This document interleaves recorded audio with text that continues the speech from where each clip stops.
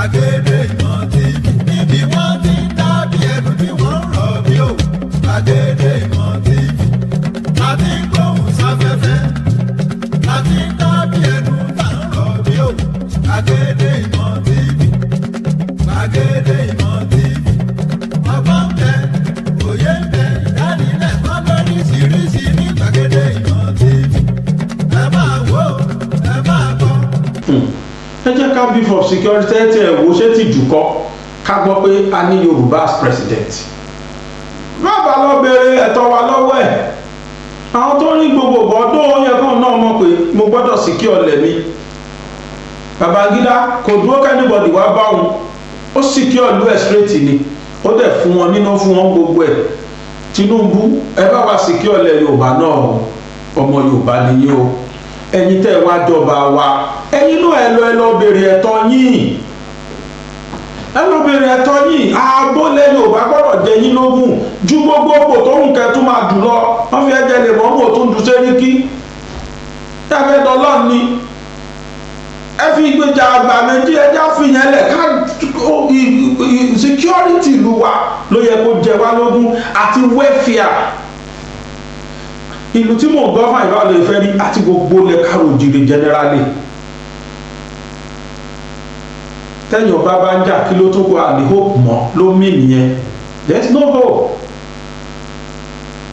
nǹkan tá a rí rèé ta ní ká gbé wálé ní pé ẹ̀yin Yorùbá a ní láti wá nǹkan ṣe o. dáná lọ wọn fẹ́ púpọ̀ jọmọ Yorùbá lọ gbogbo atótónu wa ta wá ń sọ ń bẹ̀ ní wípé gbogbo nǹkan tó ń ṣe yìí ẹ wo àwọn ọmọ tó lọ fi sílẹ̀ wọ́n fi apá kan sílẹ̀ wọ́n play game ní fún ọmọ Nàìjíríà ni o wọ́n fi orí oníkálukú báyìí wọ́n ń ta tẹ́tẹ́ lórí oníkálukú ni wọ́n lọ fún wọn lówó ni wọ́n mọ̀ nípa ẹ̀ gbogbo nǹkan tó ń sọ yẹn kó má dàbí pé ọ̀sán nǹkan kan ni àwọn tó ń mú kí ló ṣe fún wọn ojú wọn dà Nàìjíríà ò ní ṣẹlẹ̀ sẹ́mi àti yín o gbogbo nǹkan tó ń ṣe fún wa yẹn set up ni ó mọ nǹkan tó ń ṣe ẹwà àwọn ọmọ tó lọ fi sílẹ̀ ó kó àwọn ọmọ ọlọ́mọ lọ látọjọ́ yìí ọ̀n wá fi wọ́n lẹ̀ sí ọ̀dọ̀ àwọn ìyá wọn wọ́n wá ṣe videos àwọn ìyá wa lọ Àbújá ó wà nínú fídíò táwọn kan play bíbá ìbọn ó kàn lè gbà wá lákòókò ni fídíò lórí Arise wọ́n kó àwọn ọmọ lọ kí ní tẹ̀lé hand over àwọn ọmọ sọ́wọ́ parent wọn láti ọjọ́ yìí kàn tiẹ̀ hug ọmọ wọn kàn tiẹ̀ fún àwọn ọmọ wọn lóúnjẹ ẹ̀yin wọlé ó fẹ́ tọ́jú wọn náà kí ló ṣe wọ́n àwọn ọmọ tó ṣe fídíò ẹ̀ fún wa yẹn ìyá mi bàbá mi ẹ̀gbọ́n mi àtàbúrò mi bóyá ẹ̀gbọ́n mi yẹn bóyá ẹ wo fídíò yẹn àwọn ọmọ tó fi fídíò yẹn tó fi wọ̀n wá kí ló ṣe àwọn ọmọ yẹn àwọn ọmọ tó ó ìwà lọ́gán ìnẹ̀gbò Nàìjíríà ò ní ṣẹlẹ̀ sí wa ju gbogbo ẹ̀ lọ àníkọ́lọ́hún jẹ́ àpín ká kúrò tẹ́lẹ̀ gbogbo èyí táwa ń ṣe yìí ó pọ̀ sí lórí àwọn kan tó jẹ́ pé wọ́n jókòó wípé after all Yorùbá ló wà bẹ́ẹ̀ sí after all ó ti ń ṣe kò sí nǹkan tó lè ṣe kò sí nǹkan tí Nàìjíríà lè ṣe fún wa ọ̀n lè gbà wá sílẹ̀ kò sí nǹkan tí bàbá Bọ́lá Ahmed Tinubu lè ṣe fún wa ọ̀n lè gbà wálẹ̀ nínú oko ẹrú nǹkan tí màmá wọ̀ sí ni owó tó ń já wálẹ̀ ń sìn ó mọ̀ láti gbé sókè náà ni gbogbo ẹ̀ politics náà ń lo ó mọ̀ nǹkan tó ń ṣe so that by the time tó bá máa já wálẹ̀ ń sìn wọ́n lè já sórí 1,000 bóyá bóyá tó bá fẹ́ ṣe 1,000 pounds wàá fi gba owó fẹ́ ṣe 10 pounds wàá fi kò ní wá lọ sórí oní 2,000 wọ́n kìíní kan yẹn ó ti ń wálẹ̀ díẹ̀díẹ̀ sí bọ́ Nàìjíríà tẹ máa fi rí pé Nàìjíríà ò ní ìtumọ̀ rárá èèyàn mélòó ló máa lọ sí market tó máa lọ regulate owó price ọjà ṣé yẹn pẹ̀lú ṣá àwọn tó wà lọ́jà náà àwọn náà máa ṣe fún aráàlú lọ́wọ́lọ́wọ́ yìí bàbá bàkà iṣẹ́ wa ń bẹ̀ àkàlàmàgbòṣẹ́ wa ń bẹ̀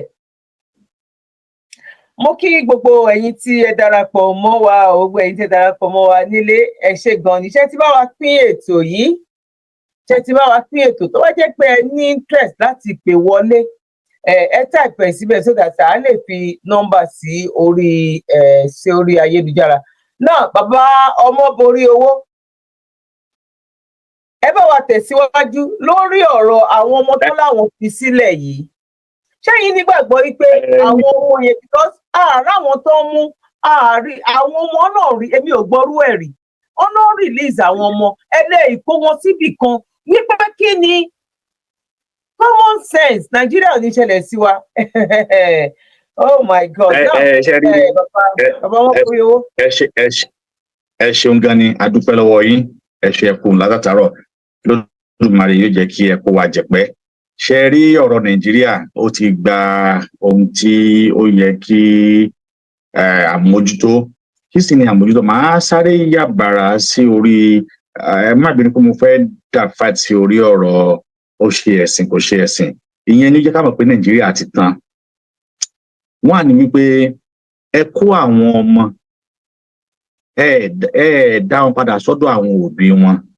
Àdẹ́tì rí kí àwọn news press kí wọ́n gbé wípé àwọn báyìí ni wọ́n ti fi sílẹ̀ o àwọn báyìí ni wọ́n ti fi sílẹ̀ o àwọn báyìí ni wọ́n ti fi sílẹ̀ wà á tí rí kí press kò gbé kò dẹ̀ tí ì sí press gbé pé náà àwọn ọmọ tí wọ́n kó 10 báyìí ni wọ́n ti fi sílẹ̀ o 20 báyìí ni wọ́n ti fi sílẹ̀ ṣùgbọ́n tá a ṣáà ń gbọ́ ni pé wọ́n ń demand fún owó wọ́n ń demand fún owó. Wọ́n ti fi ìjọba wà lókè bàbá ọmọ borí owó wọ́n ti fi àwọn 100 something sílẹ̀ ṣe mọ̀ bẹ́ẹ̀. 100 news tó ló ti gbé. Ó ti ya news ti gbé a jẹ́ pé ẹ̀kọ́ ó ti fi wọ́n sílẹ̀ àwọn òun là ń sọ ń sìn wípé àwọn yẹn gógó ni ó wà lọ́wọ́ àwọn ìjọba tó sọ wípé àwọn tẹ̀lé àwọn. Ok ní sùúrù nígbà tó sọ pé ẹ fi wọ́n sílẹ̀ sáwọn òbí wọn ti lọ gbà wọn sáwọn òbí wọn ti lọ sọ́dọ̀ àwọn òbí wọn.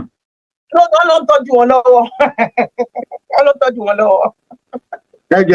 ẹ mú mi àwọn ìjọba náà fẹ́ bá wọn àwọn tọ́jú wọn ó dà bẹ́ẹ̀ wẹ́n ó dà bẹ́ẹ̀ àpẹẹrẹ pé ìjọba show concern láìláì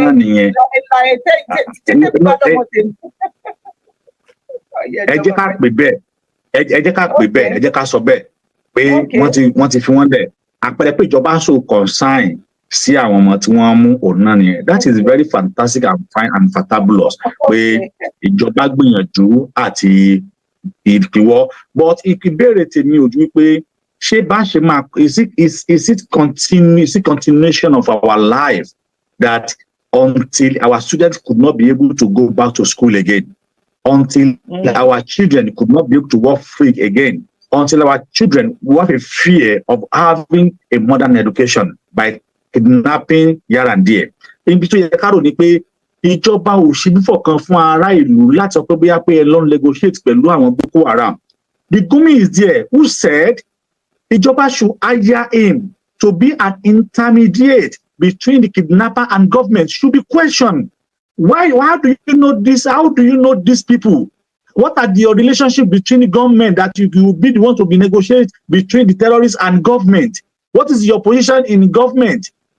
Now Gumi should be answered a very big question. They should be questioning him. They should be questioning his own word. There should be a thorough investigation about his own words, about his house, his car, his everything, about his account.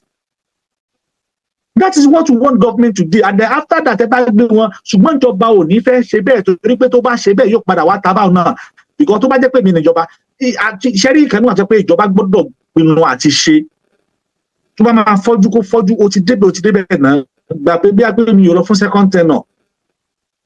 Irú Gumi sọ pé ó yẹ kó ní the question. Irú El-Rufai, wọ́n pọ̀ bẹ́ẹ̀ lọ tó yẹ kí wọ́n gbé. Wọ́n tẹ́ ẹ bá gbéṣẹ́ máa lọ gbé vice president ni. Because autonomy power wà lára ẹ̀. But at least tẹ́ ẹ bá lè gbé wọn, ẹ face àwọn wọn yẹn squarely. Ìjọba lábàlá kí lè rò pé kí lè ṣe rò pé Arótilé tó kú lè rò pé ọkàdé kú lásán ni. They killed Arótilé now. Because Arótilé was given an instruction that when you go on here, listen to us, whatever the information that we give to you. But when this our beautiful giant, the most brilliant, the most educated, the most fastest learning guy, nígbà tó bá dókè tán, ó pa dàbànátì sí wọn lára. Wọ́n ní tó máa yẹn bá dókè tán, wọ́n ní kò gbọ́ mọ́. Wọ́n ní kò máa gbé fún pé wọ́n ní kò máa sọ pé over control is over everything is language wọn mi ò mọ̀. Ṣùgbọ́n wọ́n ní tó máa sọ ní pé yes control is wọ́n ló pa ṣe gé sára Boko Haram yẹn lára. wọ́n ní tó bá tún délẹ̀ wọ́n tún béèrè pé wọ́n tún máa sọ pé who give you that instruction, wọ́n tún máa sọ pé who give you the instruction to kill, wọ́n tún máa sọ fún mi pé who give you instruction to kill, we give an instruction to chase them away, not to shoot aside. Bọ́n nígbà tó máa ń yí ògbọ́ náà létí kúkú tí ògbọ́ kí ló ṣẹlẹ̀, wọ́n eliminate kúrò. Ṣé irú ìjọba bẹ́yẹn là ń wá ni? Láti wá ta sọ pé Fúlàní àwa àti wọn, we are not compatible. It's a marriage that can never last. Even though Loluga said it, only a marriage between the poor husband and a wife and a rich wife, which is out. Only I don't think this marriage will last. There is a lot of history that will tell us that this marriage cannot work. We are just forcing ourselves, and our elite is trying to force us on a marriage that cannot work. Not because they have our interest at hand. It's because they are fighting for their own pocket. Mm-hmm. That is why they still want us to jump together. What are we restructure? Are we restructure on a fake document? Are we restructure on the 1999 constitution that was written by the military? Níbo láti jọjọ́ kó bó láti sọ. Níbo lèmi àti yín ti sọ. The constitution that have almost 88 chapter of exclusive. Bó láti sọ. Those are the things that we all need to know about it. Àwọn kan mi ò mọ̀ báwo la ṣe fẹ́ lọ kò yẹ kẹ́ lọ. We have to go. Because mo tún sọ kí ni sọ ṣe máa pè sí lórí kọ́kọ́rọ́ látẹ lórí orí Yomi Amsat ọ̀pọ̀lọpọ̀ DNA ni wọ́n ti ń ṣe, ṣùgbọ́n gbogbo wa wọ́n àti ṣe DNA wa o, ọmọ àlè ní gbogbo wa o, ọmọ àlè bastard burúkú ni wa. Tẹ́yìn bá tẹ̀lé ní bastard kò lè dùn mí lórí mọ̀ gbọ́dọ̀ mi lọ́wọ́ pé bastard ni mí tẹ́lẹ̀ bastard ni wa, ó yẹ ká ti ṣe DNA wa o, wọ́n àti ṣe DNA wa ni àti ẹ̀ tí mọ̀ bastard ni wa no, because why tẹ̀yìn kan máa wá láti British tó máa wá bí èmi àti ẹ̀. Èèyàn obìnrin ló sọ èmi àti ẹ lórúkọ ló sọ wá Nàìjíríà àtàrí ń jẹ́ lónìí o. I'm in Nigeria. Do you know what is the meaning of that Nigeria? Do you ever know the meaning of that Nigeria? And then you call yourself Nigeria. Only ẹgbọ́ Babaláyọ̀ Bíkó ìkìnkì yín o. You call yourself Nigeria. Do you ever know the meaning of that Nigeria? You are a bastard when you call yourself a Nigeria. Because a woman from another tribe and a British woman, he came to just name us, and then you are saying I'm in Nigeria and you are proud of it. That's what I say. Siwawu. Yoruba sọ pé ilé tó bá ń tòrò ọmọ àlè bẹ ni o ti dàgbà. We are not àti dàgbà ń sìn, gbogbo wa ti dọ́mọ àlè àdẹ̀ ti dàgbà. Ìbáwo Nàìjíríà ṣe fẹ́ tòrò? Kò lè tòrò náà. Because ọmọ àlè irú èdè sí Nàìjíríà ò lè tòrò, ọmọ àlè ni mí Nàìjíríà ò lè tòrò. I become myself Nigeria, a British person, wá bí mi, British journalist. Ó dẹ̀ sọ mí lórúkọ ní, mo dẹ̀ tún wá ń jẹ́ Nàìjíríà. I'm a purely Yoruba. Mi ò kí ṣe Nàìjíríà, ọmọ Yorùbá ni mí. But when you start to say that is why lónìí lẹ ṣe rí pé all the country lónìí they are useless that Nigerian. Now ẹ wọ́n sìn Saudi Arabia wọ́n block visa wọn, àwọn tó fẹ́ lọ sí múra wọn jẹ́ kí wọ́n lọ. Ṣé báwọn kan sọ pé mùsùlùmí làwọn ni pé I came from Saudi Arabia, ó yá tó bá bí yàrá yẹ̀dá kọrí sí Saudi nsìn òun fẹ́ lọ Saudi báyìí wọn àti visa fún Nàìjíríà. Àwọn tó fẹ́ lọ sí múra wọn ráyè lọ, àwọn tó fẹ́ lọ ṣe tó fẹ́ lọ ṣe prayer wọn ráyè lọ, àwọn tó fẹ́ lọ sí wọn ráyè lọ. Débi wípé ní Saudi nísinsìnyí àwọn ṣe fílò láti Saudi wípé wọn ta àwọn ará Saudi wá ń béèrè pé where is Nigeria? Woman ẹni wọ́n ń béèrè pé where is Nigeria? Tẹ́ bá rọ́jà wọn orí wọn ṣe fídíò ọjà wọn ta because mọ̀ pé tí Nigeria bá dé àwọn máa lè ọmọ bùjẹ́ owó tí àwọn ọmọ bùjẹ́ bù dànù dọ́là ni wọ́n bẹ̀rẹ̀ so now then the same thing ní America náà ẹ wo àwọn fídíò tó ń ṣẹlẹ̀ ní airport ẹ wo bó ṣe ń dìgbì sàn one airport kí ló gbé ìkan gbé woman kan gbé ó gbé ẹ̀gúsí wọ́n dẹ̀ gbá kalẹ̀ ní airport àwọn gẹ́gẹ́ wọn ọlọ́pàá yẹn sọ pé ó ní I know ó ní this is ẹ̀gúsí ó ní I eat it you are okay why do you take it from me ó ní we have to take it I'm sorry ó dẹ̀ mọ̀ pé lóòótọ́ ẹ̀gúsí ni ó dẹ̀ gbá kalẹ̀ lọ́wọ́ ẹ̀ ìyẹn tó wà padà wá pé please I bought this with amount of the money why you want to collect it? Only that is only we are trying to protect the US agriculture kìnìkan. Ó dẹ̀ gbẹ ẹ̀gúsí yẹn kalẹ̀ lọ́wọ́ ẹni yẹn. Wọ́n gbẹ ẹ̀gúsí lọ́wọ́ ẹ̀. Wọ́n gba iṣu lọ́wọ́ ẹ̀ o. Máyìn ló wá jáde pé ẹ lè gba iṣu eléyìí o. Iṣu méjì wèrè fẹ́ lọ jẹ sùn lé. Wèrè ọmọ yìí ọmọ wáyé ti fẹ́ lọ jẹ sùn. woman yẹn bá yarí pé no, you cannot collect this yam, this is too big yam that I take. No, we have to take it to a scan and see. Okay, please go to scan. I wanted to see. Scan it. Woman yẹn sá yarí, ó yarí kanlẹ̀. Fídíò ẹ̀ wá ó go viral gan. Ni wọ́n tó gbé iṣu yẹn fún olóṣòyànjẹ ẹ̀gúsí o. Ẹ lọ wo bí wọ́n bá oúnjẹ tẹ́yìn wọ́n ṣe ń lùsì oúnjẹ. Àwa atáyẹ pé àwa la dáa jù láyé, ṣùgbọ́n torí pé orúkọ tí wọ́n ti tàjì mọ́ wa gẹ́gẹ́ bí ọmọ àlè yẹn British tó sọ wá lórúkọ tó wá yọ lórúkọ látara river Niger ẹ̀rí látara omi. Àwa bẹ̀rẹ̀ sí ní ó dà ní oyè àwa sì bẹ̀rẹ̀ sí ní fà ọ̀rọ̀ wa náà pé omi ni tó bá lọ wájú tún lẹ́yìn tá bá lọ báyìí á tún padà báyìí àwa ń yí omi o àwọn ọmọ mi ni àwa ń yí báyìí làwa ń yí. Àwọn kan dẹ̀ jókòó wá ní pé àwọn kan adélé ti dé o àwèrè oríyàn ọ̀dà nǹkan mú yín nǹkan jọ mú yín papọ̀. So látara ìdí èyí kò sí bá a ṣe fẹ́ ṣe àyàfi tí gbogbo bá ní the same one voice. A ti mọ̀ pé Yorùbá ń sìn àwa la fẹ́ sọ wa lórúkọ Yorùbá àwa la fẹ́ jẹ́ Yorùbá ẹnìkan kọ́ ló fẹ́ sọ wá ní Yorùbá kì í ṣe Fúlàní ló fẹ́ sọ wá ní Yorùbá kì í ṣe Haúsá àwọn alájọ jókòó kó ga ọ ṣé ká máa jẹ́ Yorùbá nation àwọn kan ní ara bẹ́ẹ̀ kọ́ a ní ṣé ká máa jẹ́ Oòduà àwọn kan níbẹ̀ àwọn àjọ jókòó àjọ orúkọ tó bá sùn tiwa láti jẹ́ sọmọlúàbí ni ṣé kìíní kan ní àmọ́ pàwọn là ń jẹ́ bẹ́ẹ̀. Ẹ̀yin wo tẹ́ bá sọ pé I'm not a Nigeria ẹ rí i pé kárátà yóò yàtọ̀ ìwà yóò yàtọ̀ ẹ níwà bí ọmọ náà ibùdó tẹ́ bá níbi tẹ́ bá wà ìwà Nàìjíríà ò sí lára yín wọ́n mọ̀ pé are you sure you are in Nigeria? No, I'm not sure this one is in Nigeria. I'm where are you from? Mani, I'm from Yoruba nation. Which Yoruba under Nigeria? Oh, that is why your character is different. Because people shop in Nigeria ni mi láti bẹ̀rẹ̀. Ṣùgbọ́n passport mi ló bá so pọ̀ ọmọ Nigeria ni mi. So tó bá lè ká gbé Nigeria yẹn wọ̀. So la fi jọ pé kò sí bá ṣe fẹ́ ṣe gbogbo tí Tinubu ń ṣe ń sìn temporary ni it can never last more than 8 years. No matter how effort the man puts together, it can never last more than 8 years. That is a maximum of 8 years. But what will last forever is to have our own nation with our own identity as a Yoruba citizen. That is what we are calling every one of us for. Restructure, kill restructure, lórí fake. Kill a restructure na. Kò sí.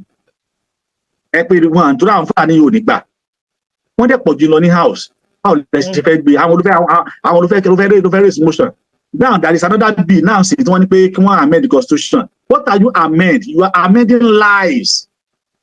The constitution that is full of lies and then you are still amending it. That constitution shade is not under section 35 subsection 5 said the government àwọn governor tí wọ́n bá ṣe nǹkan fún yín ni tí wọ́n bá ṣe wọ́n wà back under constitution subsection 5 tí wọ́n bá fẹ́ ṣe tí wọ́n bá ṣe ti sílùú wọ́n wà back pẹ̀lú constitution. What physical constitution sọ wípé when there is a crisis between the state, when something happen in the state, the federal government have power to supersede and then when there is a crisis between the state and federal, the federal will supersede the state. Tí state federal ló bá jẹ̀bi ńkọ́ olóṣèlú gbogbo àti wọn gbogbo àti state bá gbé federal lọ sílé ẹjọ́ wọn kì í sábà win wọn ìgbọ́n wọ́n ti perfect ẹ̀ síbẹ̀. So ká má fọ̀rọ̀ gùn ẹ̀yin èèyàn wa ẹ̀yin bá mi ẹ̀yin mọ́ mi tí mo ń sọ Yorùbá tẹ̀lé ń gbọ́ Yorùbá èdè mi èdè Ìgbò tá à ń sọ yìí náà èdè ẹ̀kú ni.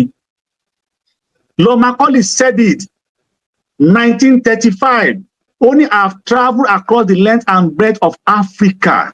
I have never seen anyone who is a beggar or thief of such wealth that I saw in that nation. Ó wá ń sọ fún British Parliament pé I don't think that we will be able to conquer this nation only unless we change our old and ancient educational system. Lónìí, don't speak vernacular. Èdè tí Yorùbá ti rò pé vernacular ọmọ àlè. Now, only let us collect our old and educational system. Want to change it? Only our culture. Want to be a culture. Only and then our heritage. Want to be heritage. Only if Africa believe that all that is foreign and English are greater and better than their own, they will lose their self-esteem and they will become a true domination. What we want them to become. Wọ́n ti fẹ́ jẹ́ ká jẹ́ ẹrú adẹ̀ ti jẹ́ ẹrú ṣùgbọ́n ẹrú máa ń padà wá di ọmọ nígbà tí ẹrú bá rí aláìsí pé ẹrú lòun àwa kan ti rí pé ẹrú ni wá adẹ̀ ti di ọmọ náà yín yókù náà ẹ bá wa rìn nínú ẹ̀mí ẹfẹ̀mí bá wa rìn ẹ jẹ́ àjọ ní ìjọba tiwa, ẹ jẹ́ àjọ lórílẹ̀ tiwa, ẹ jẹ́ àjọ ja ìjà yìí lájà, ẹ jẹ́ àjọ fọwọ́pọ̀, ẹ má dá wa dá bó sọ bọ́lá gbọ́ Ọlọ́run èso rere òun náà yóò padà wá ti ibẹ̀ jáde. Ẹ ṣe olóòtú bùdá kẹ pẹ̀lú kúrú ẹ̀yin tẹ́ wà lórí mú máa wòrán bí mi kan tí ẹ rí orúkọ ẹnikẹ́ni àmọ́ èmi ń kí ẹ ṣe púpọ̀ àdúrà yóò gbà o. Òótọ́ ọ̀rọ̀ á sì mọ́ kóró bí ìsọkúsọ ni, torí pé tá a bá fúnra wa ń sìn ló máa ń kóró bí ìsọkúsọ ni. Ló fi jẹ́ wípé ẹ̀yin ṣe rí nígbà míì olówó a máa ṣe wàhálà tí ò ní jogún owó ọ̀hún torí pé ifá tó dá ni kó má jogún owó. Ọlọ́rọ̀ a máa ṣe wàhálà tí ò ní padà wá jèrè ọrọ̀ ọ̀hún torí pé n tó dá ni pé ọrọ̀ ni kó má jèrè. Ṣùgbọ́n tẹ́ ẹ bá wò ó ẹni tó bá bímọ nìkan ní jèrè ọmọ lọmọ ń sin tí pẹ́ torúkọ a tún máa pẹ́. Ibẹ̀ ni màá ti mú odùfà kan wá tó sọ nípa ẹ̀. Ó ní ọ̀tọ̀tọ̀tọ̀ babaláwo olówó ló dífá fún olówó, ọ̀rọ̀rọ̀ babaláwo ọlọ́rọ̀ ló dífá fún ọlọ́rọ̀. Ó ní ká jẹ pàtán ká gbọ̀nwọ́ ẹ̀ sájà pòpòpò babaláwo ọlọ́mọ ló dífá fún ọlọ́mọ. Àwọn mẹ́ta ti kọ̀lé ọ̀run bọ̀ wáyé, ẹbọ ìgbẹ̀yàyé wọn ni wọ́n ní kí wọ́n wá rú, ẹbọ ìgbẹ̀yàyé wọn ní kí wọ́n wá ṣe. Ọlọ́mọ nìkan ní bẹ lẹ́yìn tí í ṣẹbọ. Olówó kú owó rẹ̀ gbé, ọlọ́rọ̀ kú ọrọ̀ rẹ̀ ṣẹ̀gbé. Gbogbo òwúrò kó òwúrò ọfà ẹ̀yin ò mọ̀ pípa ọlọ́mọ ni ò kí irun. Ìtumọ̀ ẹ̀ ó ní wípé èèyàn lè ní owó tí ò bá bímọ, owó tó ní tirun àwọn ẹbí ẹ̀ ní ó padà wá ná owó ọ̀hún ni wọ́n padà ná nàkúnà. Ó ní tó ń ṣẹlẹ̀ lónìí Fúlàní kọ́ ló ní Nàìjíríà, wọ́n sì lè ṣe báṣubàṣu torí owó Nàìjíríà tí ì bá ṣe bẹ́ẹ̀ nílẹ̀ Yorùbá ni wọ́n ti máa pa owó, wọ́n á dẹ̀ gbé lọ sílẹ̀ Fúlàní lọ ṣíà ẹ̀. So owó tá a nílẹ̀ Yorùbá ó ní wọ́n ná nàkúnà, ó ní wọ́n ń ṣe báṣubàṣu. Ọrọ̀ tá a nílẹ̀ Yorùbá ọrọ̀ náà rèé wọ́n ná nàkúnà, wọ́n ń ṣe báṣubàṣu. Yorùbá náà pé ilé tí mo sì ti jáde o má sì jẹ́ ń borúkọ lé mi jẹ́ o, torí kó mọ̀ pé òun náà padà bọ̀ wá bímọ, ọmọ náà ò ní borúkọ lé tiẹ̀ jẹ́ o. Ìran Yorùbá nìkan ló wẹ̀yìn wò ló bímọ. Ìran Yorùbá ní dèlú onílùú tó sọ pé ìrántí ọmọ ẹni tí ìwọ ṣe o. Ìran Yorùbá ló sọ pé ìwọ ọmọ mi ó ń lọ yìí o, rántí pé o ní ìyá rántí ọmọ ẹni tó ṣe o, rántí orúkọ bàbá rẹ kò bàjẹ́ o. Ìran Yorùbá nìkan ló bímọ. Ìran Fúlàní òbí owó ni wọ́n ń lé, wọ́n sì padà wọ́n ti náwó ọ̀nà wọ́n náwó padà ná tán. Síwájúwádé tó jẹ́ pé àwa ní dúró tira wa táwa tún máa bára wa jà. Ìran Yorùbá nìkan ni ò ní parun o, ìran Fúlàní ó padà parun o. Ìran Yíbò ògùnlá èmi ò mọ̀ fún wọn, ṣùgbọ́n ìran Yorùbá tí ò sì ní parun òun náà ni ọmọ tí Yorùbá bí kalẹ̀ yìí. Ara ọmọ tí Yorùbá bí òun náà Sunday Igboho, òun náà lèmi àti yín, òun náà ni Kóìkì, òun náà ni Yèyé Dára, òun náà ni Ọmọlúkà, òun náà ni bẹ́ẹ̀ lọ. Àtẹ̀yìn tẹ́ ń wò wá tá àti wíwá òun náà ni gbogbo wa yìí, torí pé àwa gẹ́gẹ́ la gbọ́dọ̀ gbára wa kalẹ̀ láyé ń tà wà yìí. Ìwọ náà wo Nàìjíríà ò lè dáa, wàláì Nàìjíríà ò lè dáa. Nígbà tí ìwọ padà sí babalábá rẹ tí wọ́n ti kú, kí n wá múlẹ̀ tèmi wá nígbà tèmi sì ń bẹ lọ́dọ̀ bàbá mi máa ń fà mí lọ báwa bẹ́ẹ̀ ló kú ló mọ ní Àkànní yóò dáa. Àwa kéré ń gbà wọn ìgbà yẹn sì ló sì dáa o, torí ìgbà yẹn ó dáa o, yóò dáa. Bàbá yẹn kú at age of 105. Ìyá bàbá mi náà the same thing. Bàbá mi náà ti ṣe dàgbà sìn yóò dáa náà ni. Ìyá mi náà kú at age of close to 70. Ìyá tèmi náà ti kú orí pé yóò dáa náà ni. Ṣé èmi náà ọmọ tí mo tún bí náà sìn àwọn ọmọ mi yóò dáa? Àìrọ́ ó gbọ́dọ̀ ti dáa. Ó gbọ́dọ̀ dáa ni o. A sì gbọ́dọ̀ jọ ní the same mindset pé gbọ́dọ̀ wọ́n náà lọ padà sínú ilé tiẹ̀ náà kó wá wo àwọn tí wọ́n ti kú tó bá láyé tí wọ́n sọ pé yóò dáa bẹ́ẹ̀ Nàìjíríà ó dáa kò lè dáa. Kọ́ni títí kọ́ni tán ó ní mo sùn mo láàlá mo rí pé àwọn jà o ní ìlú Nàìjíríà á sì padà máa jà, kò sí tó sì á padà jà, òye làbá jà á lè túká. So ó sì rìn wá ni kò tí ì já wa jẹ. So Ọlọ́run yóò ṣàánú fún wa, Ọlọ́run yóò ràn wá lọ́wọ́. Ẹ jẹ́ kí ẹ ṣe púpọ̀ o. Ẹ ṣé gan ni Mr. Ọmọborí owó, ẹ ṣé gan ni ó gbọ́ àtọ́ yìí o. Ìwòrìwò fún. A máa jó àṣẹ lágbára lọ́wọ́ Ọlọ́run. Mo kí yín fún ìmọ̀ tí ẹ mọ̀ náà ó máa lọ síwájú ni nínú ti ọ̀rọ̀ Ifádé yìí náà, because nǹkan tó wúlò, nǹkan tó yẹ kí gbogbo ọmọ Yorùbá ká mọ̀ ni. Ó lè jẹ́ Christian, ó lè jẹ́ Muslim, bọ̀ nǹkan tán kọ́ wa wípé ẹ má súnmọ́ bẹ́ẹ̀, àwọn ẹlẹ́bọ ni, àwọn this àwọn that ni. Ó dàbí pé kẹ́ni tó Mùsùlùmí fẹ́ lọ mọ kí ló ń kọ sínú Bible, Christian náà fẹ́ mọ̀ wípé òkè kí ló ń kọ sínú Quran. Bóyá jẹ́ pẹ̀lú ọ̀rọ̀ nǹkan tó wà nílẹ̀ yìí náà nìyẹn. Bọ̀ ó ṣe ní láàánú, bọ̀ á dúpẹ́ lọ́dọ̀ Ọlọ́run wípé ara ẹ̀ náà ni. Àti ẹ̀dúpẹ́ náà wípé wọ́n lọ sí àjẹ́ ọ̀ lọ sí àjẹ́. Àdúrà wa náà ni pé káwa náà máa ṣe prayer nínú orílẹ̀ wa. Ẹ wo àwọn Brazil, ojoojúmọ́ ló máa ń ṣe oríṣiríṣi ọdún ló máa ń ṣe ní Brazil. Àwọn ọ̀sẹ̀ àwọn fẹ́ kówó wọn lọ sí bí Jerusalem, wọ́n fẹ́ kó lọ síbi kankan. Wọ́n mọ̀ pé láìpẹ́ láì jìnnà náà tiwa náà máa rí bẹ́ẹ̀ lágbára lọ́wọ́ Ọlọ́run. Ọ̀gá mi Ọláyọmí Kóìkì, ṣe wà ń bẹ̀, ẹ bá wà ń bẹ̀, ẹ bá wa gbóhùn sókè, kí lẹ mọ̀ lórí ọ̀rọ̀ àwọn ọmọ tán náà ti fi sílẹ̀. Ibo ló wà, ṣọ́ ti handle wọn sọ́wọ́ àwọn parent wọn. Torí according to nǹkan tí àwa ń sọ̀rọ̀ lé lórí ni wípé báwo. Àlùbáríkà ètò fún gbogbo ọmọ Yorùbá. Mo kí chairman wa Dr. Zabi, mo kí yín pé ẹ ṣe gan kú bí ẹ ṣe ń bá wa tó. Mo kí gbogbo àwọn tí a jọ wà ní ilé. Mo wá kí gbogbo àwọn tó ń wò wá káàkiri gbogbo ibi tí ẹ ti ń gbọ́ wa pé ṣé dáadáa ni àtúbà yín lè ní. Bí a ti ṣe ń sọ ní gbogbo ìgbà, ìrìn àjò tá a gbé dání, ìrìn àjò àlàáfíà, ìrìn àjò tí ó fi yọ wá kúrò nínú oko ẹrú àti wàhálà tí àwọn amúnisìn tọ́kù gbogbo wa sí. Níbo ni ká ti kọ́kọ́ bẹ̀rẹ̀? Ìbéèrè tí à ń béèrè àti tí ẹ̀ ń béèrè ni pé gẹ́gẹ́ bí àkọlé tí à ń fi ń ṣe ìdánilẹ́kọ̀ọ́ ti tè nítorí pé ìdánilẹ́kọ̀ọ́ là ń ṣe fáwọn èèyàn wa, torí ọ̀pọ̀lọpọ̀ wọ́n mọ tá à ń sọ bọ̀ fún ìdí kan àbí ìdí kejì wọ́n sì nídìí pé ká máa ṣe ìdánilẹ́kọ̀ọ́ nígbà tó jẹ́ pé tí wọ́n fi tó wa létí nígbà tí à ń pera wa ní Nàìjíríà a ti wá mọ̀ nísìn pé kò rí bẹ́ẹ̀ mọ́. Ọ̀pọ̀lọpọ̀ tí ó bá ń fọ́lò in tó ń lọ nílé àti gbogbo ohun tó ti ń bọ̀ láti bí ijọ́ mẹ́ta sísìn, ẹ rí i pé wọ́n ní Nàìjíríà irọ́ òun gangan ní ìpínlẹ̀. Irọ́ yẹn dẹ̀ ti wá di gẹ̀gẹ́ sí gbogbo in tó ń pè ní Nàìjíríà. Tí Nàìjíríà bá sọ pé àwọn olóṣèlú tó bá ní ilẹ̀ mọ́ láàárọ̀ yìí tí a bá tètè wò ta, a rí i pé ilẹ̀ yẹn kọ́ ó ti di ilẹ̀ ti ṣú.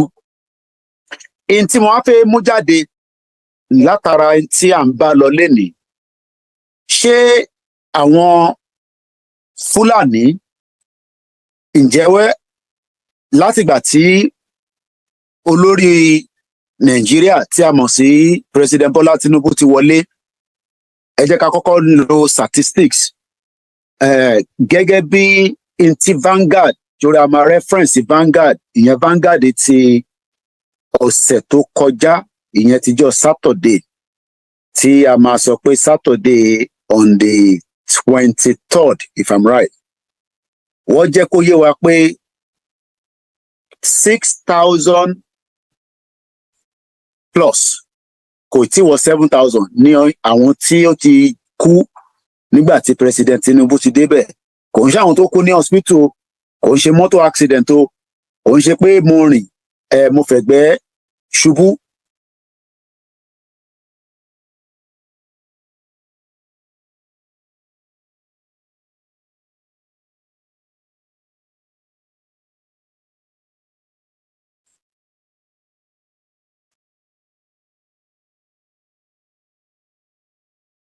Kí ló dé tí a ṣì ń pè wọ́n ní bandit?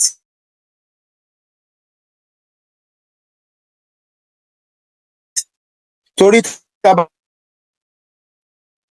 terrorist màá dẹ̀ sáré fún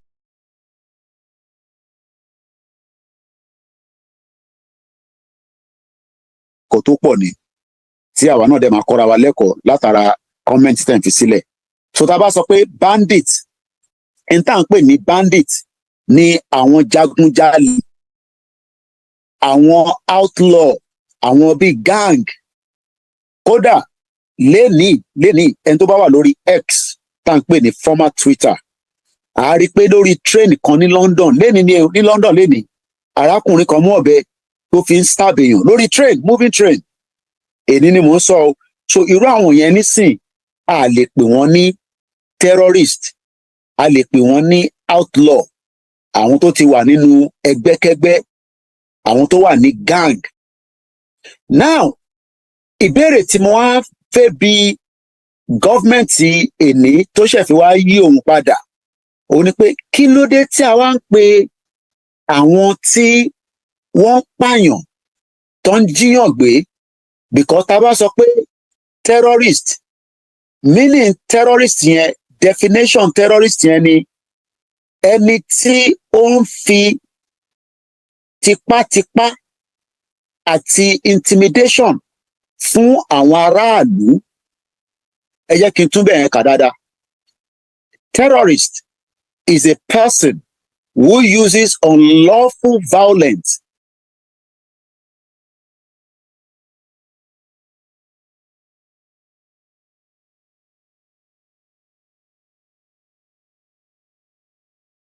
máa lo fact torí pé fact yẹn gangan ló máa ń da.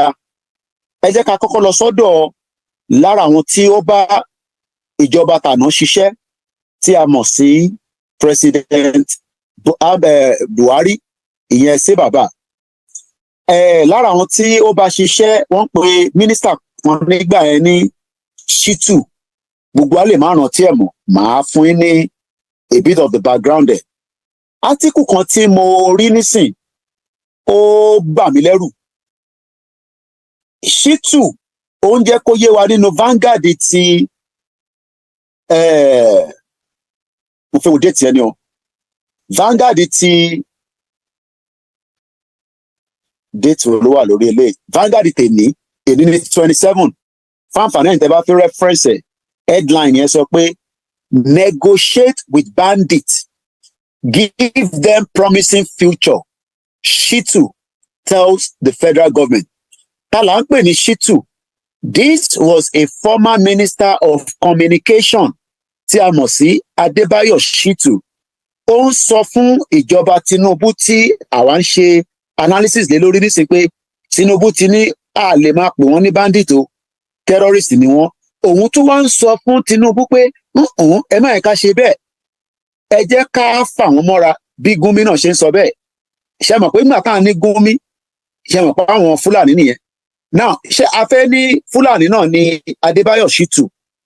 Torí ọ̀rọ̀ yẹn ò yé mi, tí ó dàdé mọ̀ pé constituency Ọ̀yọ́ state ló ti jáde. Ó wá ń rọ federal government pé ká negotiate láti deal pẹ̀lú àwọn banditry.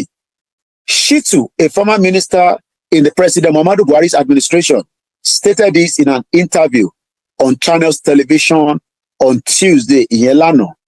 He said, if I am in the position, it is not too late to use non-kinetic measures in negotiating with bandits, giving them promising future. Let us retain them. Many of them are very intelligent. Many of them are able-bodied, he added. According to him, the military spending on equipment far outweigh the approach of negotiation. The former minister lamented that millions of out-of-school children in northern Nigeria have become a production factory for banditry in the country. Now, ẹ jẹ́ ká sáré ege ní kékèké torí àsìkò wa. Lákọ̀ọ́kọ́, gbogbo àwọn tí wọ́n mú tó ń jí gbé, wọ́n ń jẹ́ kó yé wa pé àwọn ẹ̀yà kan ni wọ́n mú wọn lọ́n àrẹ́sì wọn, lọ́n fi wọ́n gbowó. Kódà wọ́n ti wà lórí TikTok nísìn tí wọ́n ní followers, tí wọ́n fi owó tí wọ́n gbà lọ́wọ́ àwọn èèyàn wa, tí wọ́n ń brandi àwọn nǹkan èròjà tó ń mú tó fi ń ṣe jàǹbá yẹn. Ṣé àwọn àlìmájìrì ni Fúlàní ni? Kò ń ṣe gbogbo àlìmájìrì ni Fúlàní. Fúlàní ni àwọn tó wọlé tí Buhari ṣílẹ̀kùn fún, tí wọ́n pa 28,000 ọmọ Yorùbá in 8 years nígbà tí President Buhari wà lórí oyè. Àwọn tá à ń sọ yìí tí wọ́n di pé Shitu, a communication minister láyé ayé Buhari, ó tún wá ń sọ fún President Tinubu pé má jẹ́ ká pè wọ́n ní bandit o, ẹ jẹ́ ká sì keep wọn as negotiating for a better future. Now ẹ jẹ́ kí n tún sáré fún wa ní reference sí former Navy comrade Ọlákúnlé Ọláwùnmí. Ó jẹ́ kó yé wa pé ní ọjọ́ Jímọ̀ ṣe ló máa ń ṣí gbogbo military barracks sílẹ̀ tí ọ̀pọ̀lọpọ̀ èèyàn máa wá ń kírun. Ó dẹ̀ jẹ́ kó yé wa pé ọ̀pọ̀lọpọ̀ àwọn tó wá ń kírun yẹn, they are part of the jihadists tó fi di pé wọ́n infiltrate military barracks. Ẹ jẹ́ kí a ṣàlàyé fún àwọn ọmọ Yorùbá o. Future tí Adébáyọ̀ Ṣítù ń wá pẹ̀lú àwọn bandit, that means pé ó ń jẹ́ kó yé wa pé láìpẹ́ láì jìnà bandit gan lè gba ṣọ́ọ̀pù sẹ́gbẹ̀ẹ́ ṣọ́ọ̀pù mọ́mí ẹ ní Bódìjà kó máa tajà níbẹ̀. Kódà bandit gan lè rẹ́ǹtì ilé lọ́wọ́ dádì tèmi náà kó gbé níbẹ̀ kí wọ́n á sọ pé kó má bínú pé nígbà tó ń ṣe iṣẹ́ bandit yẹn àṣìṣe ni. Ọmọ Yorùbá a mọ̀ lóòótọ́ pé àwọn oríṣiríṣi nǹkan lọ nílẹ̀ Yorùbá tó jẹ́ bí cultism, a lè pa àwọn yẹn ní gang. Mo ti sọ ti London náà fún yín lénìí pé ìkan wà lára àwọn ọmọ kan tó mú ọ̀bẹ tó fi ń gúnyàn lórí train life ni ò lénìí ni o. So ìyẹn ò kì í ṣe pé ọmọ Yorùbá ń gbé ìbọn nísìn ó fi ń dáyàn dúró lọ́nà ó gbé wọnú igbó. Ẹ rántí pé arákùnrin ní December pẹ̀lú àwọn báńdẹ̀ bí wọ́n lọ Àbújá ni bí wọ́n padà láti Kogi ní ibìkan lọ́sà tí ń bọ̀ 96 million ni wọ́n gbà lọ́wọ́ wọn àwọn terrorist. Ẹ jẹ́ ń dẹ́nu dúró báyìí. President Bọ́lá Tinubu èmi ti sọ pé láti May tẹ́lẹ̀ pé ó yẹ kó ti pè wọ́n ní terrorist but kò tí ì late púpọ̀. Bóyá nígbà táwọn náà rí statistics pé over 700 Nigerians have died in the space of 10 months. Every month, about divide the 6,900 and something here. That's average of 700 Nigerians. Ó ń ṣe pé wọ́n kọ̀ sùn ọ̀jí o, wọ́n kú ní kù tí kò tí jẹ́ kí ẹlẹ́dàá wọn mú wọn lọ. Mo dẹnu dúró báyìí. Ọmọ Yorùbá, in tó wà níwájú wa, má jẹ́ kí Ṣítù sọ fún ẹ pé bandit máa wá gba kódà ọmọ ara lè gan lọ́wọ́ wa tó bí nǹkan ṣe ń lọ báyìí tábà wá kíá fún mo dẹnu dúró báyìí ná. ẹ má tí ì dẹnu dúró níbi tẹ́ ẹ dé yẹn lórí ọ̀rọ̀ prayer tẹ́ sọ. Ṣé mọ̀ wípé the other guy tó sá lọ, ṣé mọ̀ pé ó ń lọ ó fi sílẹ̀ tàbí ti ètò ìṣẹ̀lẹ̀ bóyá 4 days ago wọ́n àláwọ̀ ẹ̀. Ìyẹn Binance manager tó jápa. Yeah, imagine níbi tí Nàìjíríà ẹni in short ṣe ẹ mọ bó ṣe rí pé ọ̀n lè rí mú ṣebí Nàìjà ni. The same thing tá ẹ mọ̀ pé wọ́n sọ̀rọ̀ pé à ń lọ kírun ẹ má bínú ilé oníkankan ṣe pẹ̀lẹ́ sìn òun náà fẹ́ lọ kírun ló fi dipò kúrò nínú ilé. Ṣé nísìn nígbà tí àwọn tí wọ́n kà má dárúkọ àwọn ìgbà tí wọ́n kọ àwọn èèyàn wa lọ́dọ̀ bàbá wa Ìgbòho ṣé wọ́n fún wọn láyè pé kó lọ kírun àbí wọ́n fún wọn láyè pé kó lọ sí church? Ẹ jẹ́ kọ́ ọmọ Yorùbá máa ronú sí ọ̀rọ̀ yẹn pé àwọn tí wọ́n ń pè ní kàbá àwọn ọlọ́ṣiṣẹ́ bí yẹn ṣe kúrò nínú ibi tó wà. Kódà ṣe mọ̀ pé jẹ́ Friday ló ti lọ àgbọ̀n tìlànà pé ó ti kúrò nínú Nàìjíríà. That's like 72 hours after tó ti kúrò nínú Nàìjíríà.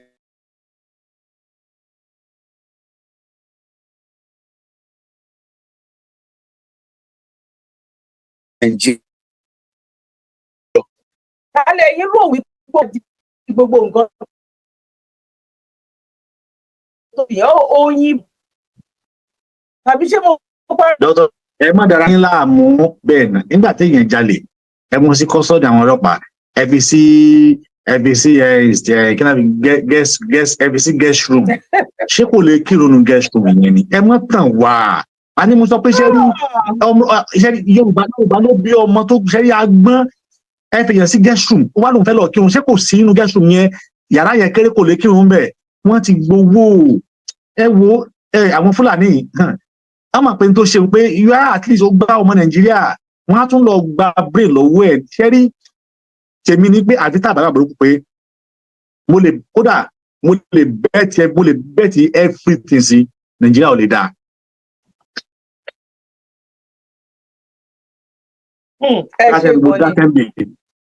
Ẹ ṣe gan ni mo kí gbogbo wa wípé a kú bójú ọjọ́ ṣe rí. Ẹ̀yin ẹlẹgbẹ́ wa tí ẹ wà nínú ilé tẹ́ bá fẹ́ bá wa sọ méjì mẹ́ta sínú nǹkan tí a gbé kalẹ̀ yìí ẹ jẹ́ kí a rọ́wọ́ yín lókè láì máa jẹ́ bẹ́ẹ̀ mo kí gbogbo ẹ̀yin tí ẹ darapọ̀ mọ́ wa lórí ètò ní ọjọ́ títí òní lágbára lọ́wọ́ Ọlọ́run. Àdúrà tiwa ní pé Nàìjíríà tó bá wọlẹ̀, ìmọ́lẹ̀ àti ògo àwa ọmọ adúláwọ̀ tá jẹ́ ọmọ Yorùbá, ọmọ kóòtù òjíire, ọmọ aládé, ìmọ́lẹ̀ wa ó máa tàn fún gbogbo ayé rí ní agbára ní ọwọ́ Ọlọ́run.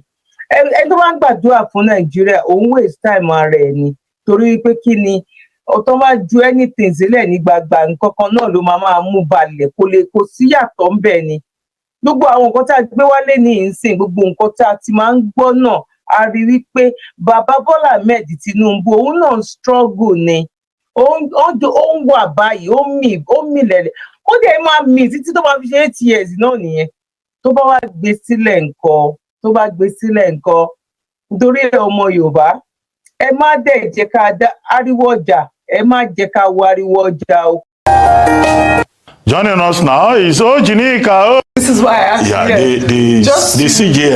The CGN is younger than the president. Oh, he is younger than the president. He's younger. So that was the he's younger than the president. So in Yoruba culture, it doesn't mean anything. Yeah. Even when people are 1 year older than you. Okay. After all, when we were in secondary school, they will tell you 365 days. Right. It's not a joke.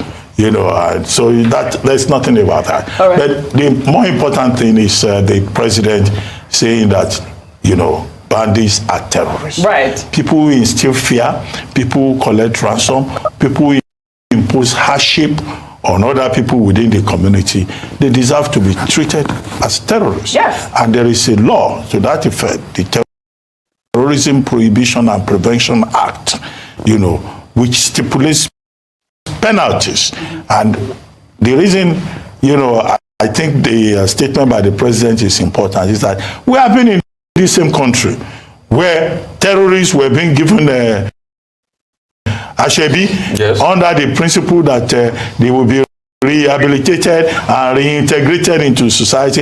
In fact, I think at a point, government was even saying some of the repentance, so they said, bandits and terrorists will be integrated into the Nigerian army. So President Tinubu is signaling that he is not going in that direction. Yeah.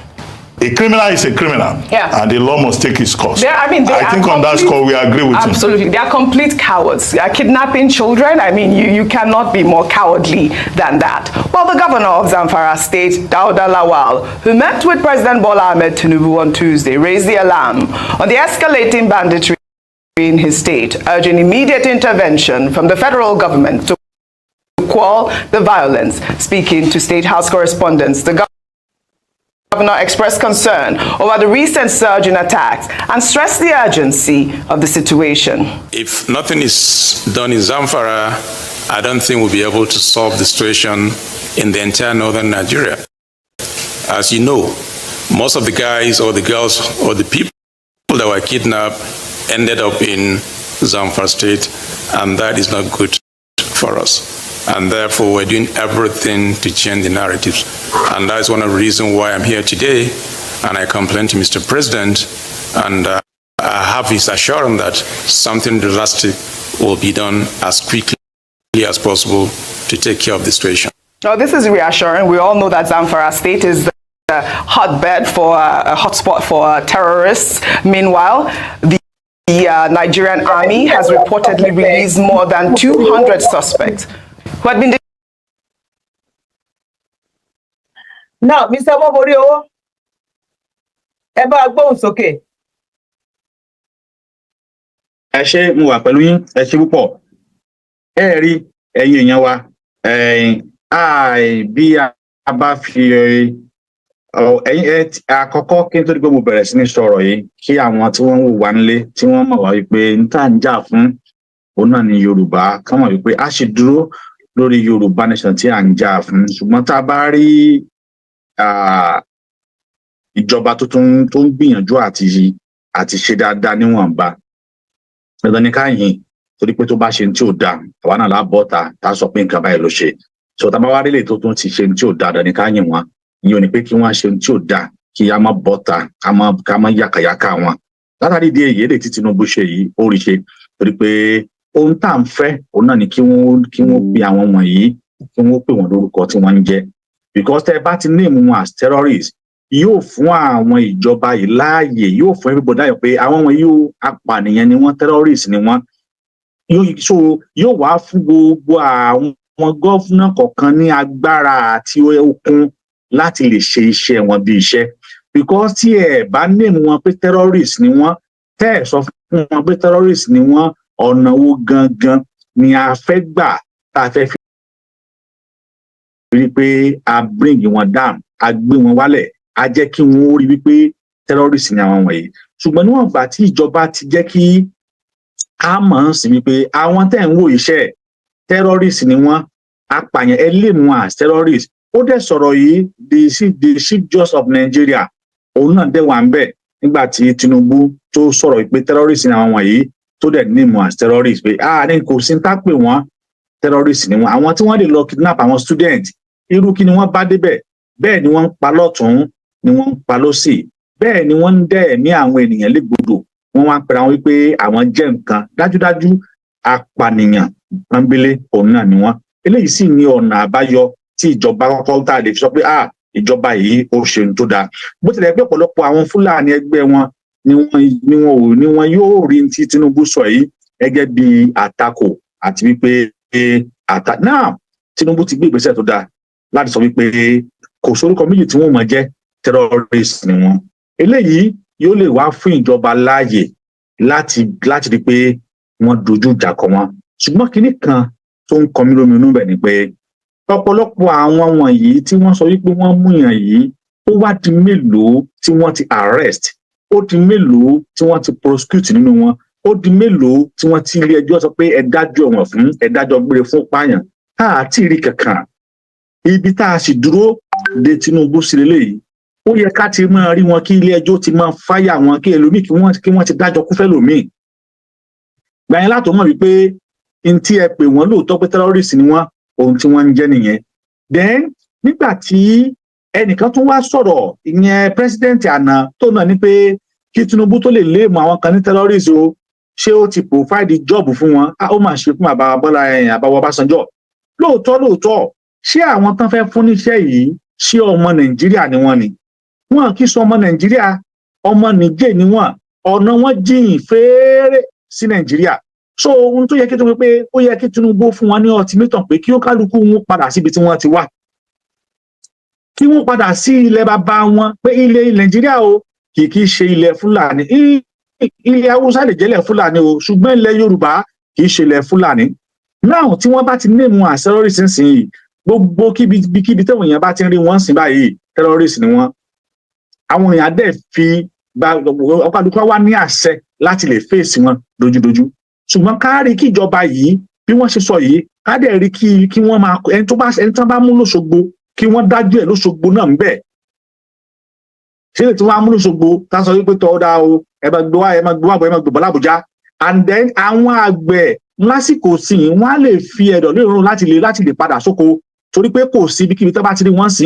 yìí ẹ láti máa arrest wọn ni torí pé terrorist ni wọ́n tí wọ́n bá kí n ṣe terrorist báwo ni Fúlàní tó ń da màálù ṣe máa gbé AK-47 báwo ni Fúlàní tó ń da màálù yóò ṣe máa gbé AK-47 kí ló ń fi AK-47 kí ló ń fi ṣe kí ni tó ń lò ó fún so látàrí ìdí èyí ìjọba àná tó kúrò ń bẹ̀ òun ló ti fún wọn nífẹ̀ẹ́ tó power òun ló ti fún wọn ní agbára tí wọ́n ń lò yìí ṣùgbọ́n ìjọba òní òun sọ pé báyìí òun náà ni èmi ò ṣe nǹkan tẹ́lẹ̀ pé ọ̀nà tó ń kálukú wọn gbà ṣèjọba sìn ọ̀nà ọ̀tọ̀ọ̀tọ̀ ni eléyìí nìkan ni ọ̀nà tó sì lè ràn wá lọ́wọ́ láti kápá láti ṣẹ́gun láti borí àwọn Fúlàní eléyìí yóò sì lè fún àwọn gómìnà wa nílẹ̀ Yorùbá náà ní agbára láǹfààní láti lè ṣe iṣẹ́ tó yẹ kí wọ́n ṣe gẹ́gẹ́ bí gómìnà láti lè mọ̀ wípé àwọn wọ̀nyí terrorist ni wọ́n ó sì lè lo agbára wọn lé wọn lórí eléyìí náà yóò sì lè jẹ́ kí àwọn ará ìlú náà mọ̀ wípé àwọn tíjọba ti lè gbé terrorist yìí o a gbọ́dọ̀ rí pé níbikíbi tí wọ́n bá wà a gbọ́dọ̀ rí pé ààbò tó péye wà ń bẹ̀ àwọn nǹkan tó rọ̀ mọ́ ọ̀rọ̀ yìí yóò pọ̀ gan débi pé aráàlú ní ọ̀pọ̀lọpọ̀ iṣẹ́ láti ṣe aráàlú gbọ́dọ̀ wà vigilant lásìkò sí yìí kì í ṣe pé wọ́n máa sọ pé àmọ̀rí Fúlàní nìkan o ní Ṣómólú o wá gbà wá o kò rí bẹ́ẹ̀ mọ́ tẹ́ ẹ bá ti rí wọ́n sìn bọ́mbà tó bọ́mbà gidi ni tí ì ṣe é kéré gbogbo ohun tẹ́ ẹ bá ní ní kẹ́ ẹ kó bò wọ́n òun láti sọ wípé ẹ̀yin náà ẹ lọ dira pásítọ̀ gan sọ fún yín pé ẹ lọ dira ó wà nù bẹ́ẹ̀bù wípé àníṣe àwọn tó tẹ̀lé ọmọdé àwọn gan sẹ́gbà ń tẹ̀ ẹ̀yin gan lọ dira akíyàn kan wọ̀nyí kì í ṣe ìkàlẹ̀ ẹ̀ẹ́dì ṣe ẹ̀yẹ fi dáàbò bo ara yìí torí pé Nàìjíríà ò sèfù ń sìn bíẹ̀ oníkálukú kódà ìmí ìtẹ́ bá rí inú wọn tó bá fi dágà sẹ́gbẹ̀ẹ́ ẹ ti ti ya pé ọlọ́pàá ìgbà ayé àtijọ́ ni wọ́n ń ṣe bẹ́ẹ̀ ayé ìsìn kò sí mọ́ báwo lè yóò ṣe mọ̀ nígboro tí ó mú dágà tí ó fi sẹ́gbẹ̀ẹ́ ẹgbà kan la máa ń rí because wọ́n ní weapon lọ́wọ́ láti fi jà ẹni tán pè ní weapon nìyẹn ó wà lára wọn àwọn kan wọ̀nyí ló yẹ ká mójútó ńlẹ̀ Yorùbá kí èdèàìyedè kó wọ́n ti wáyé ni wọ́n ti fa dágà yọ wọ́n ti gún yẹn wọ́n ti sá lọ ọ̀nà wo ni wọ́n gbà sá lọ báwo ni wọ́n ṣe ń sá lọ níbi tó yẹ bá wà la ní ilẹ̀ wa ní orílẹ̀ ilẹ̀ wa ní ìlú wa ní ṣé àjòjì a máa mọlẹ̀ tẹ̀jọ́ múlẹ̀ lọ ni àjòjì tó bá ti mọ kọ́nàkọ́nà ìlú ajẹ́dájú ó ní ọwọ́ mú lé nìyẹn so a gbọ́dọ̀ múra lásìkò sí tí Tinubu sọ pé àdá àwọn wọ̀nyí iṣẹ́ terrorist ni wọ́n apààyàn ni wọ́n iṣẹ́ wa bù sọ́wọ́ àwọn ọmọ Yorùbá àáyá ti bẹ́ẹ̀lẹ̀ ò bẹ́ẹ̀rẹ́ láti rí wípé a jẹ́ kí wọ́n ó pa wá mọ́ àsìkò sí àgbọ̀dọ̀ wá pé wọ́n dáná Nàìjíríà mọ́ àgbọ̀dọ̀ nílẹ̀ Yorùbá mọ́ ó yẹ ká mójútó àwọn tó bá jẹ́ nǹkan ẹni wa ní báyìí ká sì rí pé a mójútó gidi gan ni ká sì rí pé mójútó rèé á jẹ́ kí àwọn agbófinró náà mọ̀ nípa ẹ̀ Yorùbá ní kẹrẹkẹrẹkẹrẹ àmọ́ yọ kúrò ṣùgbọ́n tó bá fẹ́ wọgbà àmọ́ yọ kúrò látàrí bẹ́ẹ̀ ilẹ̀ Yorùbá lè fi ẹ̀dọ̀ lórí ọ̀run ògbò eléyìí tó ṣe yìí àdúpẹ́ fún o pé ó kọ́kọ́ rí kankan ṣe náà ṣùgbọ́n rẹ̀ pé bó ṣe dùn mọ́ àwọn kan nú òun náà ni àwọn tí wọ́n ń jẹ ń bẹ̀ àwọn tí wọ́n jẹ́ pé àwọn ni wọ́n ń lu àwọn tẹ́rọ́rìsì yìí àwọn ni wọ́n fi wọ́n ṣe jẹ nígbà tẹ́ bá dì máa fún 10 billion lọ́wọ́ ìjọba torí pé kidnap àwọn ọmọ ẹgbẹ́ kí ìjọba ti rí dájúdájú ẹfẹ́ mọ̀ máa dájú ìjọba ẹfẹ́ máa dàbò lẹ̀ nìyẹn ẹfẹ́ mọ̀ run ìjọba yẹn ni so bọ̀ tí ń ṣe dá pé ìjọba náà ti wá ń gbójú agan sí wọn ìyẹn ni ó jẹ́ kí apá wọn ó lè ká nígbà tí ẹ bá gbójú agan sí wọn ajẹ́pọ̀ máa lè níyìn kí ló Sunday Igboho ṣe ẹ̀ṣẹ̀ wo ni Sunday Igboho ṣẹ̀ tẹ́ ẹ fi kó odidi battalion sójà odidi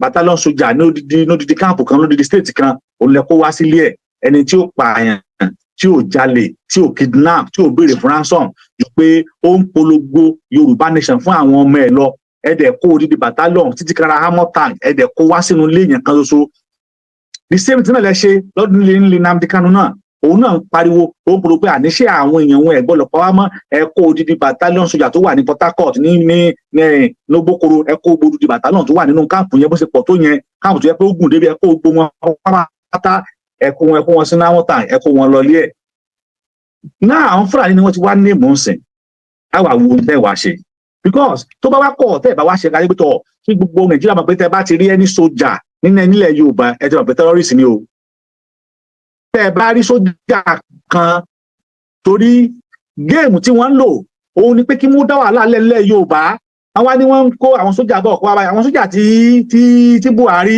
àwọn Fúlàní tí Buhari ti kó sínú army àwọn ni wọ́n wá kó wá sílẹ̀ Yorùbá ẹ máa wo status burúkú tí wọ́n ń lò ẹ wo baba ńlá géèmù burúkú géèmù tó baba ńlá perfect géèmù láyé tó láyé ò sí wọ́n dẹ̀ ṣe bẹ́ẹ̀ nílẹ̀ Yíbò náà wọ́n á ní wọ́n ń jà àwọn àníòkè àwọn sójà ló lè parí ẹ̀ o wọn à ní kọ́lọ́pàá lọ o wọ́n á kó àwọn sójà tí wọ́n dẹ̀ kó lọ àwọn Boko Haram tí wọ́n ti pẹ́nu gbó tán ti pààyàn rí àwọn ni wọ́n á kó àwọn wá pẹ̀tù sáwọ̀ whereas wọ́n wá pẹ̀tù sáwọ̀ o wọ́n wá dúró síbẹ̀ ìgbà tí wọ́n gbọ́ whistle blow ni o ọwọ́ tó má gbọ́ báyìí wọ́n á bẹ̀rẹ̀ sí ní fáyà yín ni ọ̀kọ́kọ́ débẹ̀ kọ́kọ́ fáyà gbogbo yín lọ ná ẹ wà ní army ló tó yìnbọn yìí so ẹ ti gbà pé army tẹ bá rí nílẹ̀ Yorùbá lọ́wọ́lọ́wọ́ báyìí tẹ bá rí ẹ má gbára lé o ẹ má sọ pé bí apò ti wọ aṣọ Nàìjíríà army ẹ wá believe ẹ o Fúlàní nínú Nàìjíríà níta ni o Fúlàní nínú Nàìjíríà níta ìtumọ̀ ẹni pé Fúlàní gẹ́gẹ́ ni ṣùgbọ́n aṣọ tó wọ̀ gẹ́gẹ́ ó ní Nàìjíríà o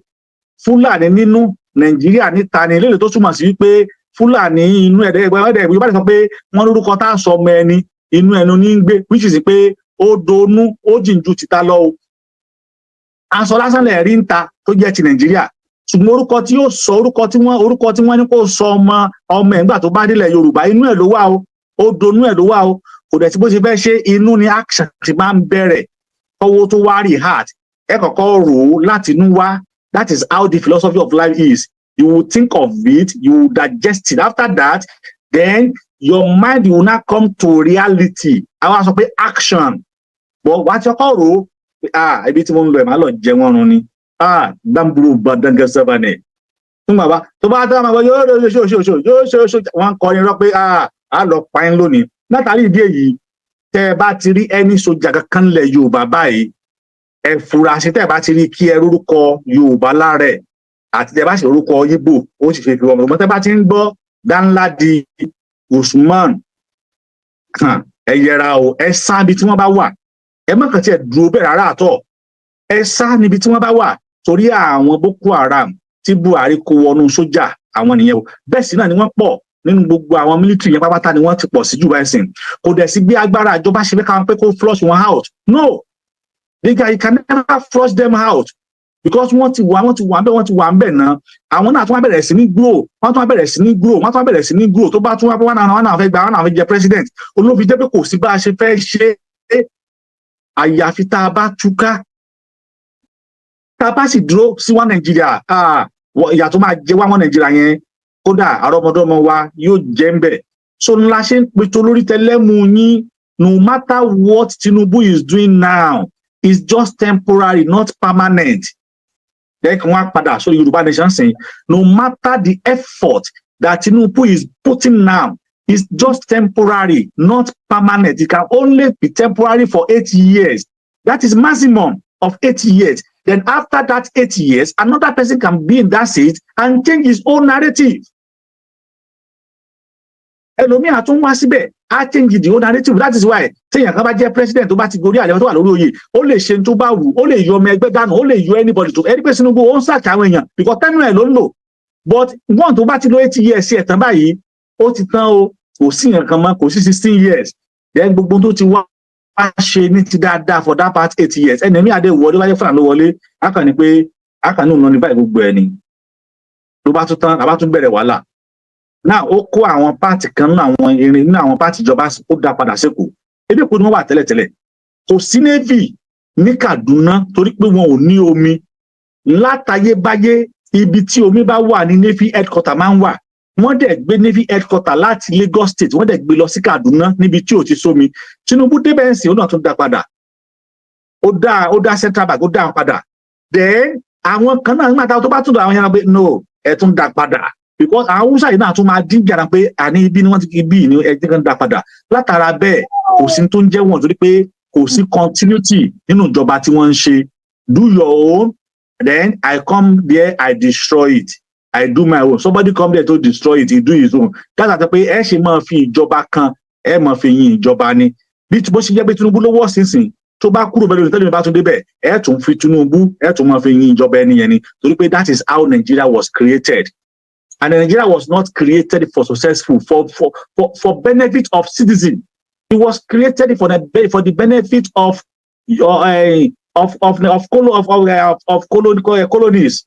British ni just for trade and barter. No fi Nigeria ṣe ìrajà ṣòwò náà fi ṣe iṣẹ́ tí wọ́n fi ṣe tó lè pè gbogbo wa pápátá. So ibi yìí máa dáadọ́ dúró ná tó bá tún kàwá sọ̀rọ̀ ṣùgbọ́n tí wọ́n ní pé ẹ̀yẹ́ ká ní àwọn gbogbo ohun tó ń ṣẹlẹ̀ lọ́wọ́lọ́wọ́ sí tíjọba ń ṣe yìí just temporary ẹ wo the way tí Tinubu ṣe ń fight dollar ń sìn now tẹ bá wo ó ti reduce drastically ló reduce láti níjẹta àtàná drastically ló reduce but now bó ṣe ń fight ẹ̀ ń sìn àwọn kan ń bẹ tó yẹ pé wọ́n ń jẹ́ ń bẹ̀ ni tó bá tún máa dọ̀rọ̀ wọ́n tún lè ní kó tún rise so that is what we are saying that we don't have any permanent government all of them are just temporary but we will have our own nation as Yoruba nation then we have permanent constitution, permanent restructuring, permanent peace of mind, permanent happiness, permanent everlasting joy, permanent reunion, permanent understanding, permanent education, permanent resources, permanent wealth, permanent cares. Nígbà tá bá gbà tiwa la tó lè ní. Lọ́wọ́lọ́wọ́ báyìí, we are just borrow and we are temporary element. Ẹ ṣé púpọ̀, a dúpẹ́. I think only Baba. láti ń gbóhùn sáfẹ́fẹ́ láti ń dábìí ẹnu tá ń rọ̀ bí òkú. Gbàgede ìmọ̀.